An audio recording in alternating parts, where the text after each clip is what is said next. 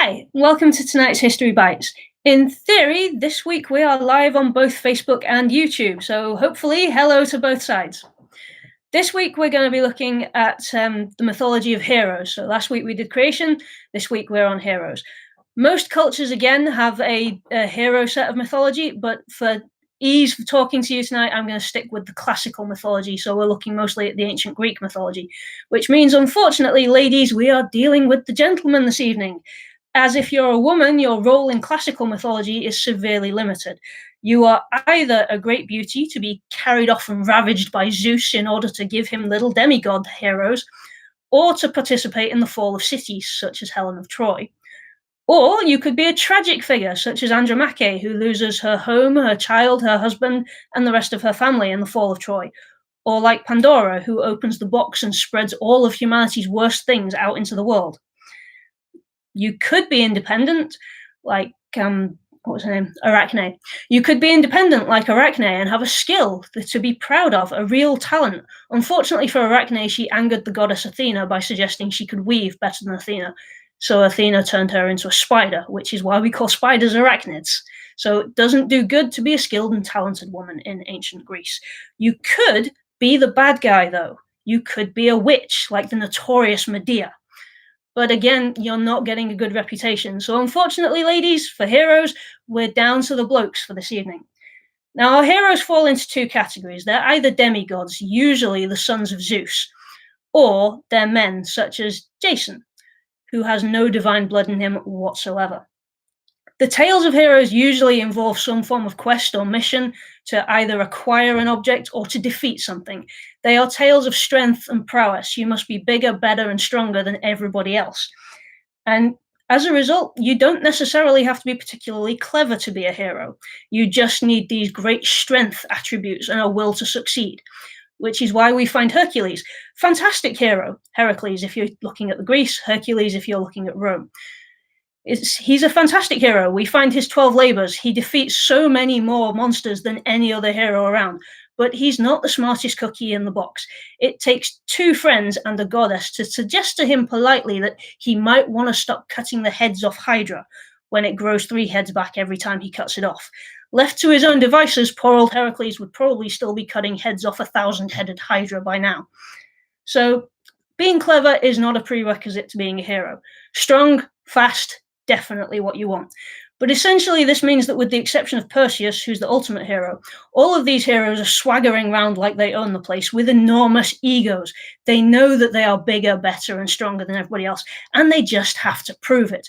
To come back to Heracles again, he auditions for a spot on the Argo with Jason, even though he knows he's guaranteed it, because he's Heracles, and he just must show that he's bigger and stronger than everybody else by throwing a discus across 2 islands in order to prove his point.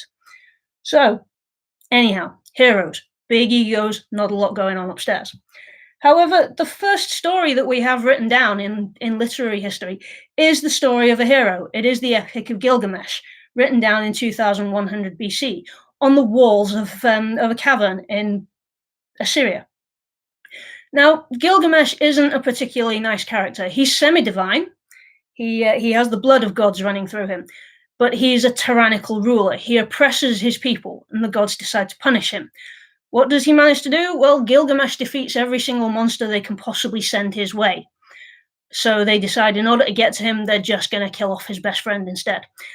This causes Gilgamesh to have a little bit of a crisis, and he decides at that point he needs to go and find the Fountain of Eternal Youth because he doesn't want to die. He hasn't changed his mind. He's not going to become a nice person, but he doesn't want to die. But he's still off on that essential heroic journey of overcoming problems, fighting demons, and showing all basics of strength and prowess and the acquisition of power. This is what they all do. The later myths are a little kinder to people. Jason, for instance, is a man. He's not as strong as everybody else. He's not faster than anybody else. He's a little bit smarter, but he does have divine help. He can talk directly to the goddess Hera. The same if we come over to the UK and we look at the legends and stories of King Arthur. King Arthur has never been cited as anything but just a man. However, he can talk to the druids. He has divine help. He speaks to the Lady of the Lake and Merlin. There is still divine help in his hero stories, and the same for those of his knights. There is often divine help going on in those stories.